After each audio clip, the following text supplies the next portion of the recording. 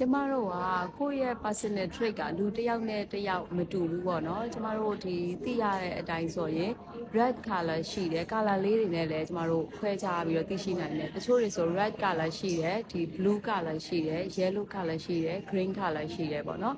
ကျမဆိုရင် yellow color ဒါပေမဲ့ကျမအရင်ဒီ corporate မှာလုပ်နေတော့ငါဆိုကိုအများတန်းဒီ red ဖြစ်တဲ့ personal trait ကိုပို့ပြီးတော့သဘောကျတယ်ပေါ့နော်အဲ့လိုဖြစ်ဖို့အတွက်ကိုကဒီစူးစမ်းကြည့်ပြီးရယ်စူးစမ်းကြည့်ပြီးပေမဲ့လေကိုငငယ်တည်းကနေပါလာတဲ့ personal trait ကိုကြတော့ပြောင်းလဲရတာနည်းနည်းလေးခက်တယ်ပြောင်းလဲလို့မရဘူးလို့ကျွန်မမပြောဘူးเนาะဒါပြောင်းလဲလို့ဖြစ်နိုင်တယ်ဆိုလို့ကျွန်မပြောင်းလဲဖို့စူးစမ်းကြည့်တယ်ဒါပေမဲ့အခုဒီ corporate ကနေထွက်ပြီးတော့ business ကိုပြန်ဝင်တဲ့အခါမှာကျွန်မ red color ကိုတိတ်ပြီးတော့သဘောမကျတော့ဘူးပေါ့နော်ကျွန်မဒီ yellow color လေးပြန်ဖြစ်ချင်တယ် green color လေးပြန်ဖြစ်ချင်တယ်အဲ့လိုမျိုးဖြစ်ချင်တော့ကိုယ့်ရဲ့ပင်ကို type ကလည်း soft spoken ဖြစ်တဲ့လူပေါ့နော်ဒီစကားပြောတာအေးစစ်စစ်ပြောတတ်တဲ့လူဆိုတော့ကျွန်မဒီ TikTok ကိုစပြီးတော့ရိုက်မယ်ဆိုတော့ကအများနဲ့စိုးရင်စိတ်တွေရှိတယ်ဒီ TikTok ကြီးကငါအတွက်အဆင်ပြေပါမလားပေါ့ငါဒီ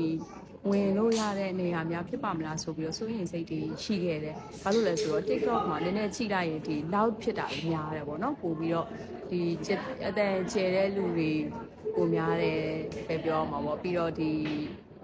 entertain လုပ်တဲ့လူတွေပုံများတယ်ပေါ့နော်ဒီကျမတို့ဆိုရင်ကိုစကားပြောတဲ့ပုံစံနဲ့ဆိုရင်ကိုအတွက်ကအဆင်ပြေပါမလားဆိုပြီးတော့တွေးမိတာလေးတွေရှိတယ်ဒါပေမဲ့ဒီပြန်ပြီးတော့တွေးကြည့်လိုက်တော့လေ soft spoken ဖြစ်တဲ့လူတွေကလည်း powerful ဖြစ်နိုင်တယ်ဆိုပြီးတော့အဲ့ဒါလေးကိုစောင့်ဖတ်ရင်းနဲ့တွေးလိုက်ရတယ်တွေးလိုက်ရဆိုတော့ okay ကျမတို့ဒီလူတယောက်ကအများနဲ့လေလောက်ဖြစ်နေစရာမလိုဘူးပေါ့နော်ကိုက soft spoken ဖြစ်ရင်လည်းပြင်းပြတတ်ပြောတတ်ရင်လည်းကိုနဲ့ဒီဘယ်လိုပြောမလဲ energy meet တဲ့လူတွေ vibe meet တဲ့လူတွေ vibe တူတဲ့လူတွေ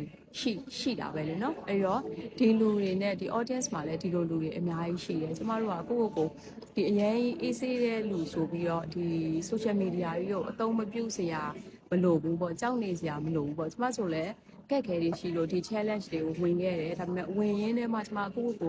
improve ဖြစ်လာတယ်လို့ခံစားရတယ်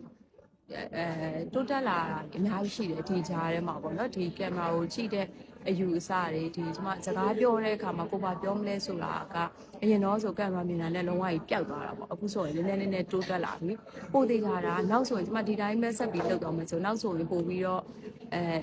ဒါကိုနဲ့ used to ဖြစ်မယ်ကိုယ်တိုင်လည်းကျွမ်းကျင်လာမယ်ပို့ပြီးတော့လည်းတိုးတက်မှုတွေရှိလာမယ်လို့ယုံကြည်ထားတယ်အဲ့ဒီတော့ဒီနေ့တိုက်တွန်းအားပေးချင်တာကကြတော့ကိုက AC တဲ့ type အငြိမ်လေးနေတဲ့ type ဆိုပြီးတော့လေဒီ social media ကနေကျမတို့အဝေးမှာနေကြမလို့ဘူးဒီထဲမှာကျမတို့လုပ်လို့ရတာလေကျမတို့သဘောကျနှစ်ကြိုက်တဲ့လူတွေနှစ်သက်တဲ့လူတွေ